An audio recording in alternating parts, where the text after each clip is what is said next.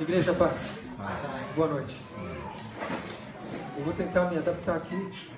Tira, põe. E a gente vai conseguir.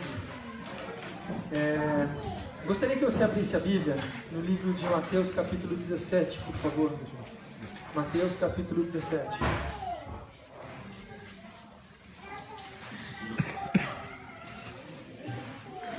Versículo 14.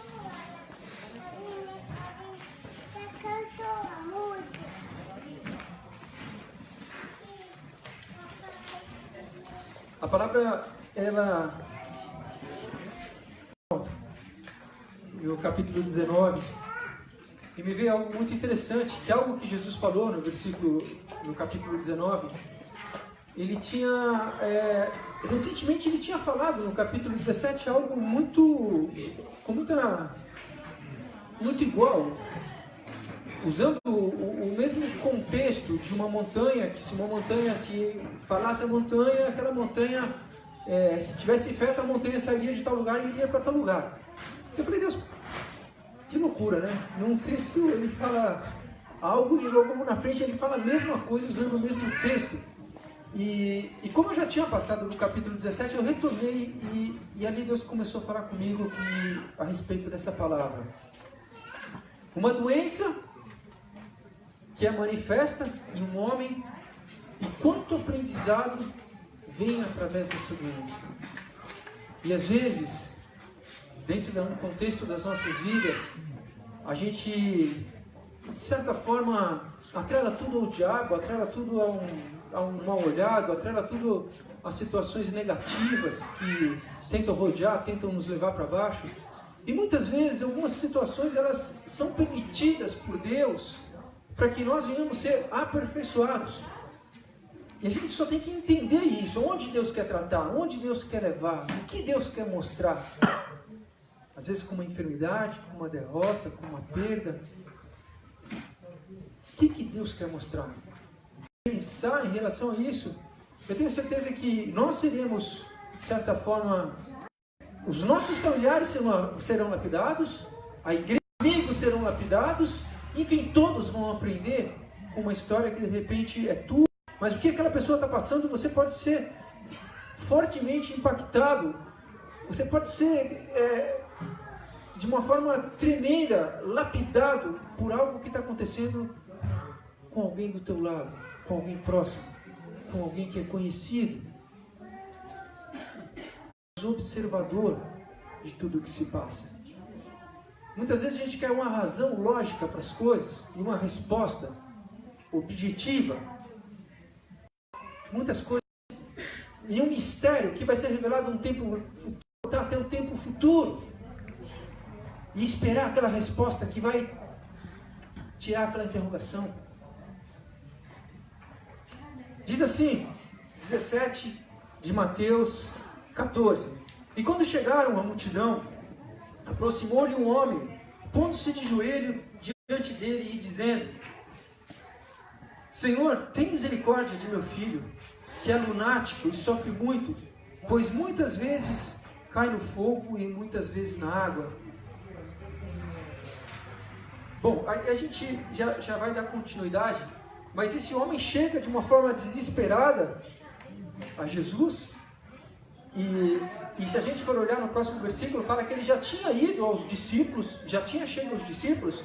A Bíblia não relata, mas naturalmente, esse homem, ele já deveria ter ido em outras pessoas, ele já deveria ter ido em outras, terapias, procurando uma solução, porque aqui nesse texto aqui ele não diz, mas no livro de Marcos, onde relata o mesmo texto, Jesus perguntando ao pai do garoto o quanto tempo se sucedia isso, e o pai do garoto relata no livro de Marcos, no mesmo texto, fala que isso se sucede desde a infância.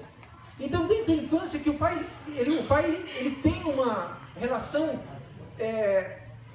de amor por aquela criança, mas desde criança, do nascimento, ele vê a criança sendo largada pelo fogo, indo para o fogo, a criança lunática, a criança indo para a água, a criança assim, vagueando na sua mente. Eu comecei a me colocar, na minha... Deus, Se eu tivesse um filho desse jeito, Deus, meu Deus, eu ia fazer de tudo. Eu ia fazer de tudo para ver a solução. Sim ou não? Você vai no terapeuta, vai... É natural do homem para você querer ver o quê? A solução, querer ver a libertação, querer ver... Muitas vezes, alguns pais deixam algumas coisas passar e não, o tempo vai curar, o tempo vai... Mas então são sinais claros de que algo está errado, são sinais claros de que algo está acontecendo de uma forma não natural. E às vezes pela falta de compreensão desses pais, as coisas vão longe demais. Que se fossem tratadas, cuidadas por um médico, por um psicólogo, ou seja lá pela medicina, de repente essas coisas, até de fundo espiritual, tratado por uma igreja, com um acompanhamento, aconselhamento, naturalmente essas coisas se cessariam na adolescência, na infância. E aqui esse pai se vê nessa situação desesperadora. E diz assim, lunático, sofre muito, pois muitas vezes cai no fogo e muitas vezes na água. São sintomas claros de que essa criança está tendo o quê? Ela está tendo uma perturbação espiritual. Porque, tudo bem que se às vezes tem uma situação de a pessoa ter uns momentos que ela dá uma viajada, mas são pontuais, às vezes diante de uma crise onde a criança é confrontada numa situação, ou diante de uma humilhação que passou na escola, e às vezes existe uns distúrbios que a criança meio que sai do ar, mas aqui é algo contínuo e que acontece desde quando era pequeno.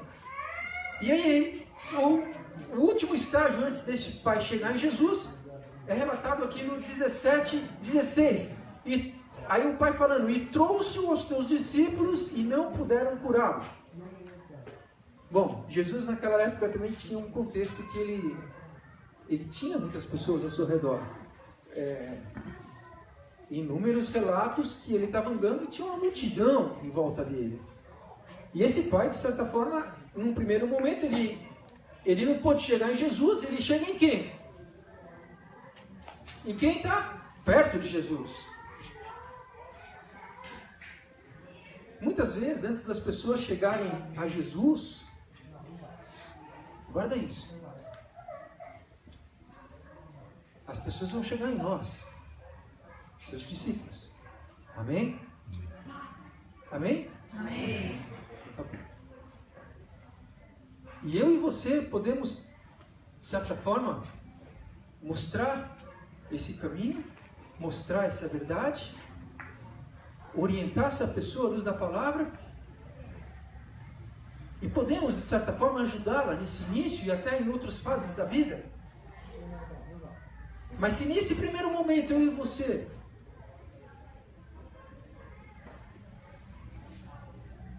não mostrar uma resposta, se eu e você não falar com convicção da razão da sua fé, da minha fé, naturalmente nós perdemos uma grande chance. Uma grande chance. Esses dias estava aqui e um amigo de longa data, que não era cristão, e me ligou e falou, Tadeu, passando uma situação assim, assim, assado, e eu queria... Cara, procurei um monte de gente para conversar, mas eu... Cara, quero conversar com você. E aí eu pude conversar e falar a respeito do reino, mas eu não tenho vínculo com essa pessoa, tem 20 anos que eu não tenho contato com essa pessoa. Quantas histórias, quantas experiências, quantas pessoas que tiveram ao redor dessa pessoa que de repente impactaram mais e tiveram mais, de certa forma, liberdade com essa pessoa. E o pouco que eu tive de questão de uma hora e meia conversando com essa pessoa, eu pude falar de algumas experiências pessoais diante daquilo que estava se passando com ele, coisas que eu passei no início da minha conversão, e pude falar de quem poderia ajudá-lo em todo o tempo, em toda hora, independente de igreja, independente de ser reconhecido por ele, que Jesus poderia ajudá-lo em todo o tempo.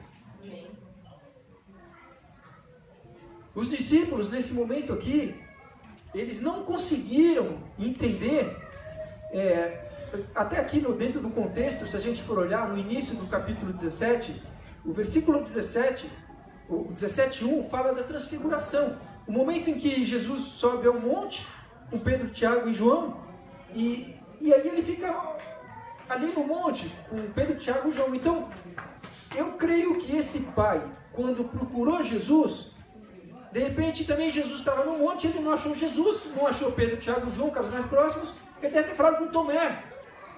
Eu estou imaginando, amém? Ou deve ter falado com, sei lá, um outro ali. E nenhum deles deram solução para ele. Mas ele não desacreditou. Ele deve ter ouvido falar que Jesus tinha poder para fazer tais coisas, poderia ajudá-lo. E ele não desistiu e ele chega em Jesus. E vamos adiante. Olha o que diz aqui o versículo 17. E Jesus respondendo disse: ó geração incrédula e perversa, até quando estarei eu convosco? E até quando vos sofrereis? Trazei-me aqui. Irmãos, eu nunca vi, eu já vi, mas eu nunca tinha prestado atenção o quanto Jesus foi duro com os discípulos. Se você ler o Evangelho de Mateus capítulo 23, você vai ver o quanto Jesus é duro com os fariseus. É duro com os saduceus. Porque eram pessoas que se diziam religiosas, porém elas negavam a fé. Elas negligenciavam a essência de Deus. E nesse momento aqui, Jesus pega e ele vê que os discípulos não conseguiram fazer algo, e ele fala de uma forma muito dura. E ele fala assim: ó geração incrédula e perversa. Ele não está falando isso para a multidão, ele está falando com os discípulos. Até quando estarei eu convosco? E até quando vos sofrereis? Trazei-no aqui. Traz o garoto aqui. Traz o garoto aqui. Lição para tua casa. Leia depois o Evangelho de Mateus capítulo 23 inteiro. Você vai ver uma infinidade de coisas que Jesus fala aos fariseus, que eles orientavam o povo, porém eles não faziam. Eles aconselhavam o povo, porém eles não tinham aquela prática. Eles falavam de púlpito, falavam em conselhos particulares, porém eles não tinham aquele hábito de fazer tais coisas. E Jesus repreende eles de uma forma muito severa. O que a gente começa a aprender já a partir desse ponto da palavra? Os discípulos, que existia algo sendo passado de Jesus aos seus próximos, e que esses próximos não estavam conseguindo reproduzir. Eu não sei quanto tempo que você vem na igreja, eu não sei quanto tempo que você escuta essa palavra. Eu não sei quantas coisas que você não consegue colocar em prática na tua vida. Tem coisas que é um processo. Mas tem algo que pode te ajudar nessa caminhada a você ser um discípulo de Jesus, um discípulo que representa Jesus da forma que ele gosta, da forma que alegra ele, a forma que você manifesta ele em todos os cantos, em todos os lugares, em todas as situações. Muitas pessoas falam: eu sou cristão, mas o cristianismo dessa pessoa manifesta somente aqui no culto. Saindo dali para fora, fechando um negócio, não mostra a essência de Cristo. Saindo dali para fora, conversando com o empregado, não mostra a essência de Cristo. Saindo dali para fora, dirigindo um carro, não mostra a essência de Cristo. Saindo dali para fora, conversando com a esposa, não mostra a essência de Cristo.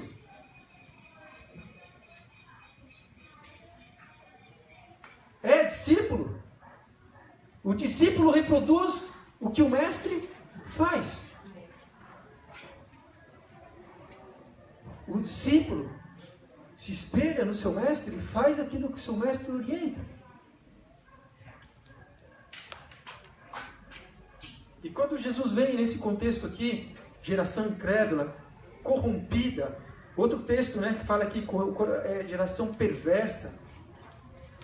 Eu só tinha visto ele falar assim com os fariseus e não com os discípulos.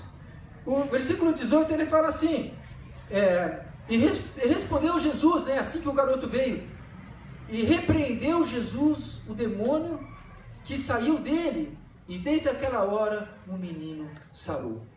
Bom, o versículo 18 ele faz essa menção de como que Jesus botou um ponto final naquela história.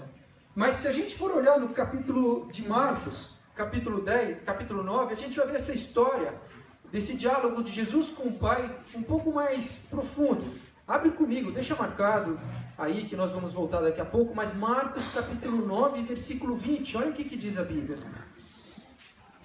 9, 20. Está no meio do diálogo aqui.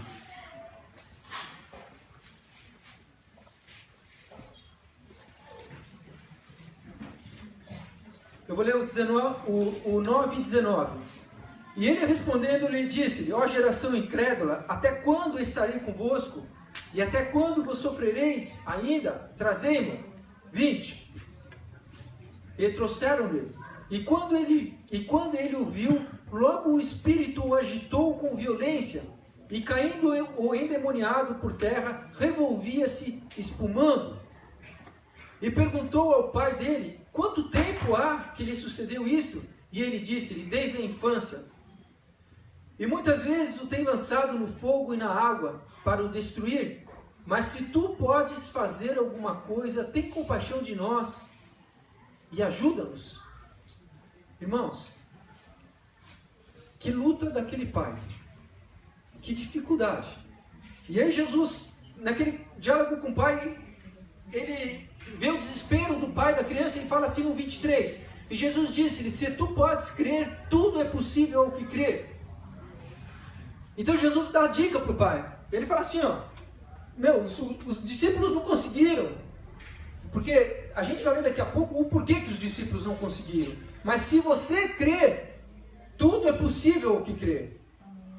E a fé, irmão, a fé é o que Deus mais gosta na vida de um discípulo, na vida de um homem. E eu quero falar uma coisa para você: tem muita gente aí fora, muita gente, com fé. São poucos os incrédulos. As pessoas falam: eu sou ateu, não acredito nada em ninguém. São poucas as pessoas. Mas uma grande maioria acredita.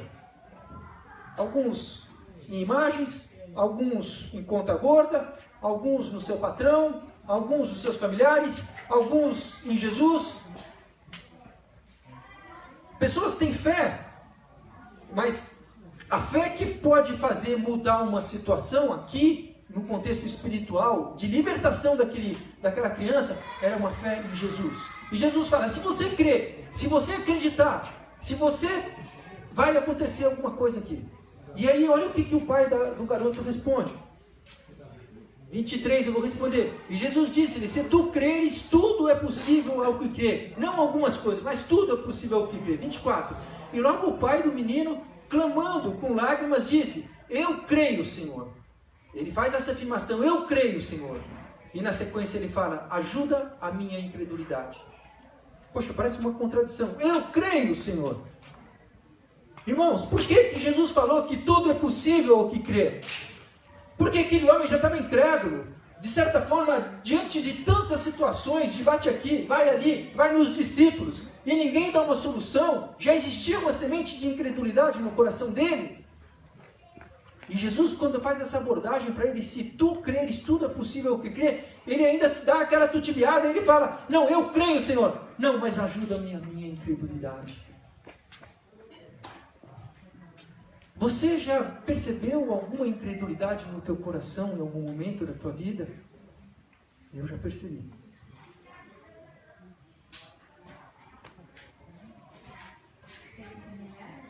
Eu já percebi. E eu vejo quando a incredulidade bate, vem uma primeira coisa que vem um medo. Vem o medo de que não vai dar certo. Sequer aconteceu, sequer foi dado o primeiro passo, e vem uma semente de medo e tenta rodear e tomar forma na cabeça. Pastor, mas o relato do rapaz, desde a infância, procurou todo mundo, procurou os discípulos. Ele chega diante de Jesus, ele tinha que dar. É real. Jesus estava querendo mostrar para aquele homem de que era possível fazer algo sobre a vida dele. Era possível fazer algo sobre a vida do filho dele.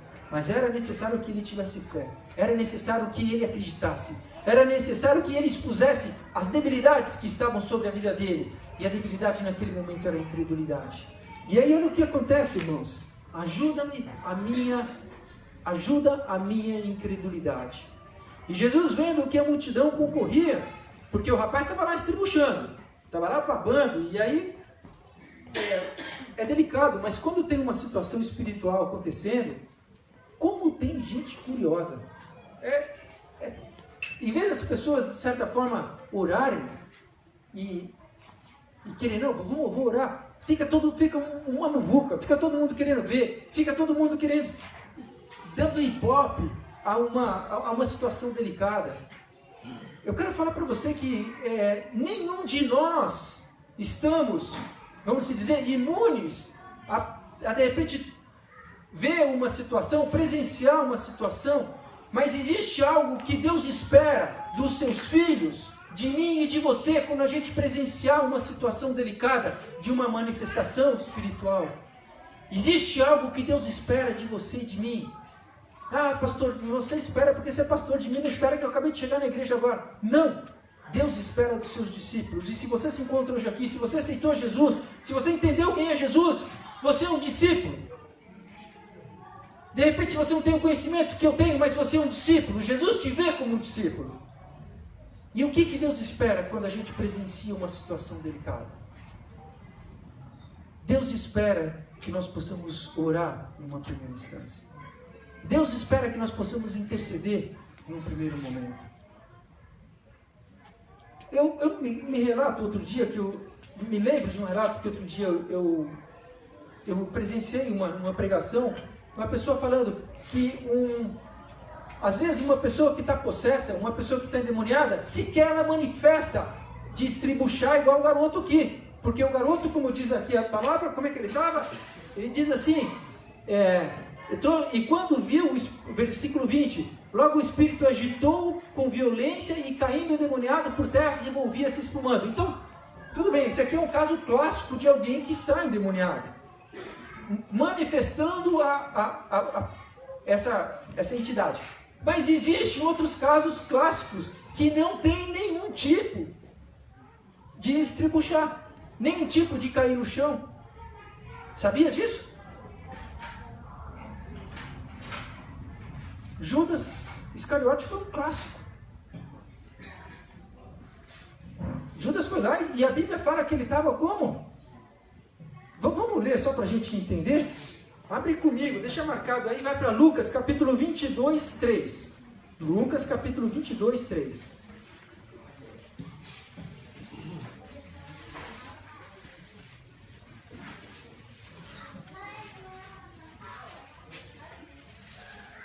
Diz assim a Bíblia: entrou, porém, Satanás em Judas, que tinha por sobrenome Iscariotes, o qual era do número dos 12 discípulos. E foi e falou com os principais sacerdotes e com os capitães, como lhe entregaria, os quais se alegraram e convieram em lhe dar dinheiro. E ele concordou e buscava oportunidade para lhe entregar sem alvoroço. Mas o versículo 3, entrou, porém, Satanás em Judas. O cara estava possesso.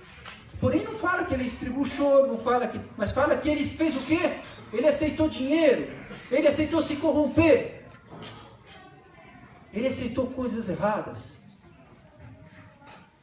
Então é bom a gente ficar atento a esse conceito. Não, aquele cara. Muitas pessoas estão sob influência das trevas sem manifestar nada, mas estão se corrompendo, aceitando coisas ilícitas. Sobre influência das trevas. Fica atento, por amor a Deus. Tá? Eu me lembro de uma situação que eu fui num lugar e pelo olhar da pessoa eu pude presenciar, eu pude sentir que eu não consigo ver demônio, porque tem gente que tem dom de ver, mas eu consigo perceber. E pelo olhar da pessoa me veio um arrepio, uau, na hora, assim, arrepia o corpo, arrepia a coluna. E geralmente a pessoa dá sinal claro de que está... ela começa a te olhar, não olha no teu olho, não consegue olhar na tua cara, não consegue olhar olho no olho, ela desvia o olhar. E ali eu pude presenciar, porque era uma coisa que eu estava fazendo e eu dependia, de certa forma, daquela pessoa. Eu falei, Deus, na autoridade que o Senhor me deu, eu repreendo tudo que está por trás dessa vida, influenciando essa vida, porque a Bíblia fala em Gálatas capítulo 6, que a nossa guerra não é contra a carne nem contra a sangue. Então não é a pessoa em si que eu tenho que ter raiva. Eu não tenho que ter raiva da pessoa, mas eu tenho que ter raiva com o que está atrás da pessoa. Eu tenho que combater o que está atrás da pessoa, o que está sobre posse da pessoa, influenciando a pessoa. E aí a Gálatas fala que a nossa guerra não é contra a carne e contra a sangue, mas contra principados e potestades nas regiões celestiais. E eu lembro que naquela situação eu orei e falei, Deus, me protege, me guarda a mim e minha família. Eu repreendo, expulso desse lugar todo espírito imundo que esteja influenciando esse homem e esse ambiente, em nome de Jesus Cristo. E fui resolver, e resolveu tudo clarinho. Se eu não tivesse feito isso, eu tenho certeza que ia dar rolo. Tenho certeza que ia embaçar. Tenho certeza que alguma influência negativa ia querer embaçar aquilo que eu estava fazendo. Então a gente tem que ficar atento. Deus não te colocou aqui na terra para você, não, vamos lá, tudo de boa. Não, isso não é espiritual, não. Isso aí, xingando o cara, é dele mesmo. Meu irmão, por amor a Deus, abre o teu olho. Fica atento. Peça a Deus, Espírito de Deus, me mostra. Me dá discernimento. Mostra o que está além. Mostra o que eu não posso enxergar. E Deus vai te mostrar para que você, de certa forma, consiga fazer as coisas com excelência, consiga manifestar o reino dele em todo tempo, em todo lugar, conforme ele deseja. Amém? Amém. E a Bíblia continua. Aqui, eu gostaria que você voltasse para Marcos capítulo 9, e a gente vai dar continuidade ao texto. Diz assim, 25. Vendo que a multidão concorria, repreendeu o espírito imundo, dizendo-lhe, espírito mudo e surdo, eu te ordeno, sai dele e não entres mais. Jesus não ficou, aqui a Bíblia não fala, mas Jesus não ficou, sai, não tem que gritar. Numa situação dessa não temos que ficar caindo na pilha, porque o que o bicho quer fazer? Ele quer fazer rebuliço, ele quer sacudir, ele quer fazer... Não temos, a gente tem que ser simples e direto, usar da autoridade que Deus te deu. Se você tem alguma falha, tem algum erro, Deus, me perdoa porque eu estou em dívida com o Senhor, estou em dívida com o meu irmão, estou em dívida com a minha esposa, me perdoa. E usa da autoridade, A autoridade, ela não precisa nos gritar para a autoridade ser manifesta, amém?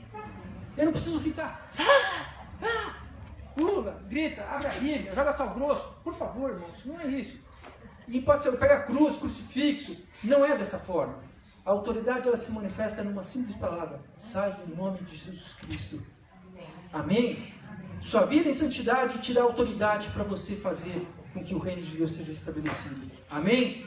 E pode ser que um dia a gente se depare com uma situação que as pessoas acham que é um ataque epilético, ou que a pessoa acha que aquela pessoa está perturbada, está olhando para o ar do nada, ou sei lá, e as pessoas acham que aquilo é só de fundo emocional, e muitas vezes não é só de fundo emocional. Muitas vezes é fundo espiritual influenciando aquela vida. Me lembro de uma situação onde uma pessoa estava querendo tirar a vida, e ela entrou no seu mundo, se fechou no seu mundo, e não tinha diálogo, e não tinha nada. E o tirar a vida dela parou com o processo de querer arrancar a vida, mas passou por um processo de envolvimento com drogas profundo. Esposa, filhos, amigos, ninguém conseguia falar com aquela pessoa. Ninguém. Até no momento que ele e o cidadão, vamos fazer um jejum, vamos levantar um jejum. Porque era como assim se eu estivesse conversando com a Lê, e eu conversava, e o olho daquela pessoa era um olho longe, um olhar distante, um olhar em outro mundo. Eu não sei se vocês já viram um filme que passa aí, Zumbi, não sei se que mostra aí o futuro. The Walking Dead. The Walking Dead, né? Que é um monte de gente que andando assim, meio que...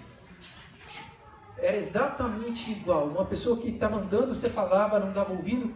E quando foi feito o jejum, quando começou o processo de jejum, começou a existir melhoras. E quando se terminou o jejum, Ninguém precisou falar nada, ninguém precisou, mas houve uma libertação a partir do momento que pessoas que amavam, pessoas que tinham vínculo com aquela pessoa, começaram a entrar num processo de quê? De orar e jejuar para que aquela casta, aquele demônio desse partida na vida dele. Então, às vezes, as situações se resolvem sim numa oração, às vezes se resolvem sim você usando da sua autoridade de uma forma mansa e pacífica, e às vezes se resolve sim fazendo jejum e oração, amém? Às vezes se resolve sim levando para uma psicóloga, mas tudo isso tem que ser muito bem pensado, muito bem orientado, para que a gente não venha de certa forma trocar os pés pelas mãos, amém?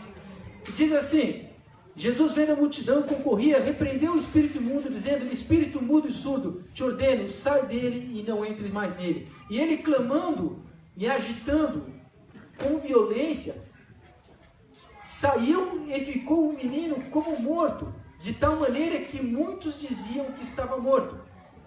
Que é uma outra estratégia, se você um dia tiver uma experiência, geralmente quando um espírito imundo sai de uma pessoa, a pessoa fica no estágio semi-morto. E aqui mostra, é uma forma de ele querer abalar a gente, porque parece que saiu o espírito da pessoa, passou o espírito vivente da pessoa. Mas não é que saiu, o Espírito de Deus está ali, mas o outro espírito que estava de certa forma conduzindo, ele sai, ele deixa a pessoa praticamente morta. E aí, nesse momento, o que acontece? Jesus não se abala, Jesus na dele, Jesus continua o processo. E ele fala aqui, versículo 27, mas Jesus tomando pela mão o ergueu e ele se levantou. Versículo 28, quando entrou em casa, os seus discípulos lhe perguntaram à parte, por que o não pudemos expulsá-lo? Irmãos, tudo isso estava acontecendo. Os discípulos presenciaram todo o processo. E ficou uma interrogação no coração deles. Por que a gente não pôde fazer nada? Por que teve que... No momento eu vou pedir para a gente voltar para Mateus, que Mateus às vezes ele esclarece um pouco mais o processo. Mas eu só quero ler o último versículo aqui, daí a gente vai para Mateus 28. Lhe perguntaram à parte, por que não pudemos expulsá-lo? E disse-lhe Jesus, essa casta não pode sair com coisa alguma, a não ser com oração e jejum. Jesus dá o norte, Jesus fala que o jejum e a oração, ela deve fazer parte da vida de um cristão, amém? Deve fazer parte da vida de um discípulo de Deus. Ô pastor, mas o senhor nunca orienta a gente aqui a fazer jejum? É raro. Raramente eu oriento. E eu vejo muitas vezes quando eu dou um norte para fazer jejum, muitas pessoas não conseguem fazer o jejum. Mas eu quero falar uma coisa para você, irmãos. Se você lê a Bíblia, e eu espero que você leia a Bíblia, porque eu quero falar uma coisa antes de terminar o outro raciocínio. A Bíblia, lendo a Bíblia, você vai ter fé. Você vai ter fé para caminhar, você vai ter fé para saber um dia de fazer jejum, você vai ter fé para um dia de você pedir ajuda para alguém, você vai ter fé para poder fazer coisas semelhantes a que Jesus fez em situações inusitadas, que serão, assim, de certa forma, cotidianas sua, fazendo parte do seu cotidiano. Se você não lê a Bíblia, tudo o que a Bíblia diz em relação à libertação, em relação a aceitar Jesus, em relação a curar alguém, vai ser coisas que você conhece, porém não fazem parte do seu cotidiano, do seu dia a dia. Porque quando estão do teu lado, você joga essa bomba para alguém, você joga essa bucha para alguém. Não vamos chamar o pastor, não vamos chamar o ungido, não vamos chamar quem sabe mais. Você deve ser essa pessoa. Você deve ser esse agente. Não, pastor, mas eu estou aqui, eu só quero escutar. Irmãos, Jesus nos chamou, eu e você, para ser ouvinte, mas praticante. Jesus nos chamou eu e você para ouvir a palavra, mas sim para ouvir e ter fé de que aquilo Deus pode usar a minha vida através daquela palavra. E eu quero te falar uma coisa, voltando aqui. Jejum e oração devem fazer parte da vida de um cristão. Quando eu orientar, glória a Deus. Quando eu não orientar, você vai perceber de Deus o dia de fazer pelo teu filho, o dia de fazer pela tua esposa, o dia de fazer pelas fraquezas que rodeiam a tua carne. Podia me fazer por uma situação que não tem nenhum sentido, mas o Espírito de Deus fala, faz um jejum. E no final do dia você vai perceber o porquê que era daquele jejum. O porquê que era daquele momento de oração. Porque alguém te procurou pedindo um conselho. Porque alguém te procurou querendo saber algo de Deus. E o jejum e a oração te deixaram, de certa forma, mais próximos. Jejum e oração tem outro ponto interessante, irmãos. Quando você faz jejum, mostra quem você é, o teu homem interior, o teu homem verdadeiro. Sabia? Quando a gente faz um jejum e continua o nosso cotidiano de vida, tendo momentos de oração, naturalmente quando a gente para de comer, a gente fica um pouco mais sensível, é ou não é? Sim ou não? Sim. Quem fica um pouco irritado quando está com fome? Quem fica muito irritado quando está com fome?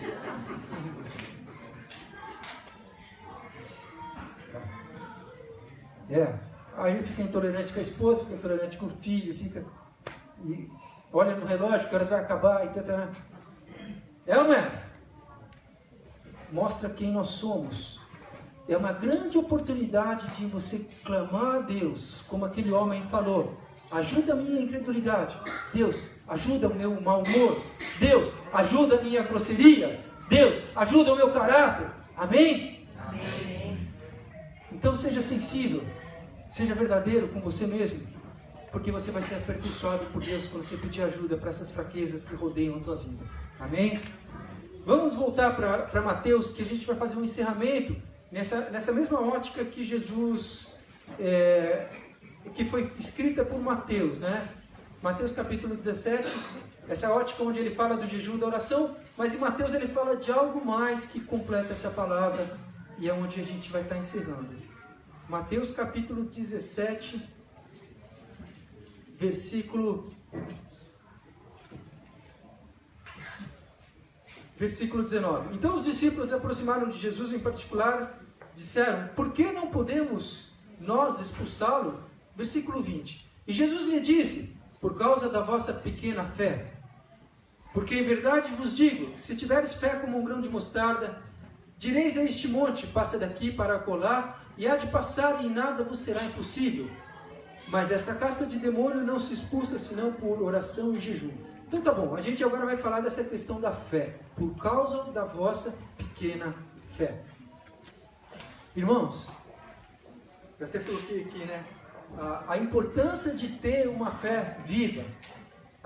Eu coloquei duas frases aqui que nos movemos pelo amor que temos a Deus e não pelo medo do que o mal possa fazer contra nós. Se eu e você der um passo, essa é uma frase que o Ricardo falou outro dia, falei, Deus, que se eu e você der um passo pelo que Deus tem orientado, pelo amor que eu tenho a Deus, irmãos, eu e você vamos ser instrumentos de Deus em todo o tempo. Se eu e você caminhar, der passo, com medo, não, eu sou cristão, mas não, Deus está mandando, mas eu estou com medo. Não, Deus está mandando e eu estou com medo de retaliação. Não, Deus está mandando, mas eu acho que é desse jeito. Eu dou um passo com uma semente de medo, com um lapso de medo. Eu quero falar que eu estou com uma pequena fé. Eu quero falar que eu estou com uma semente de incredulidade no meu coração. Eu quero falar que eu estou dando um passo. De repente 10% do que Deus pediu. 20%? 30%? Pastor, não, 90% eu estou dando. Mas eu quero te falar uma coisa. Deus não quer 99,99%. Deus quer 100%. Não, pastor, mas o meu não é 1% igual ao meu irmão do lado. O meu é 99,9%. 99,9% e 0,1% são iguais. O 100% é que diferencia.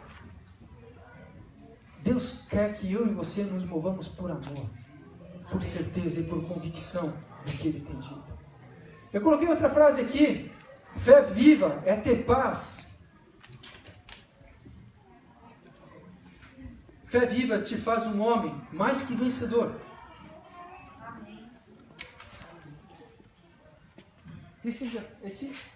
Nós somos mais que vencedores, nós somos mais que vencedores. Está aqui na Bíblia, é um texto que tem. Mas o que é ser mais do que vencedor? Fé viva, fé 100%, se mover 100% em amor, te faz mais do que vencedor. Ser mais do que vencedor não significa que você não vai ter derrotas, não significa que você não vai ter perdas, não significa que você não vai ter dias maus. Tudo isso vai ter, tudo isso vai te acompanhar, derrotas, dias maus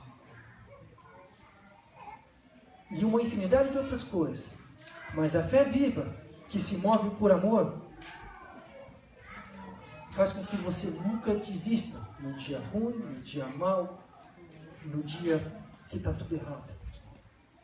Ser mais que um vencedor é nunca desistir, irmão. É nunca desistir. E a incredulidade, a pequena fé, ela leva um homem a dia, caminhar em passos curtos, caminhar quase retrocedendo. E o que eu quero te levar nessa noite é que muitos pais vão chegar do teu lado com problemas. Muitas pessoas vão chegar do meu lado e do teu lado com questionamentos. Meu filho está assim, minha esposa está assim, meu casamento está assado, eu não tenho direção, meu namoro está assim, minha vida profissional está assim. O que você tem para falar? E eu espero que você, como um discípulo de Jesus, como um servo de Deus, que você tenha palavras de sabedoria para essa pessoa. Palavras que venham libertar, palavras que venham orientar, palavras que venham dar solução, direção, palavras que venham gerar mudanças a este coração.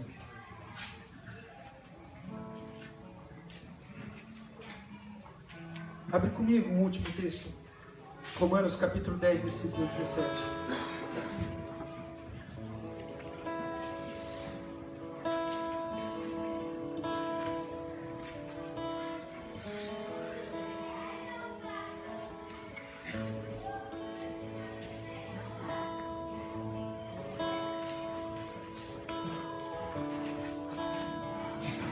Romanos capítulo 10, versículo 17.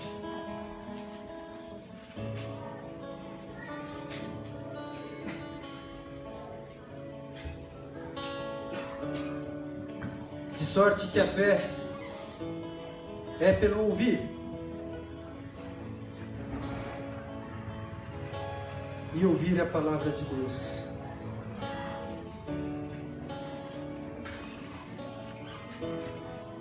Romanos 10, 13, abre comigo.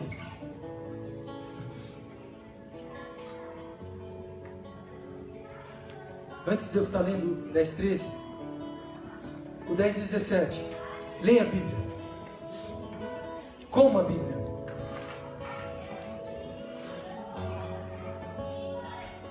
Se você tem hábito de colocar em rede social, se você tem hábito de... Eu não sou contra essas coisas. Eu não tenho...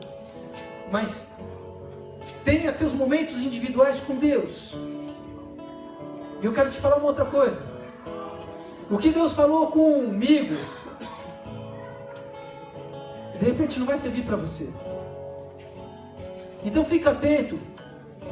Fica atento. Tenha momentos teu com Deus. Teu com Deus. Na nossa cultura hoje está muito terceirizado.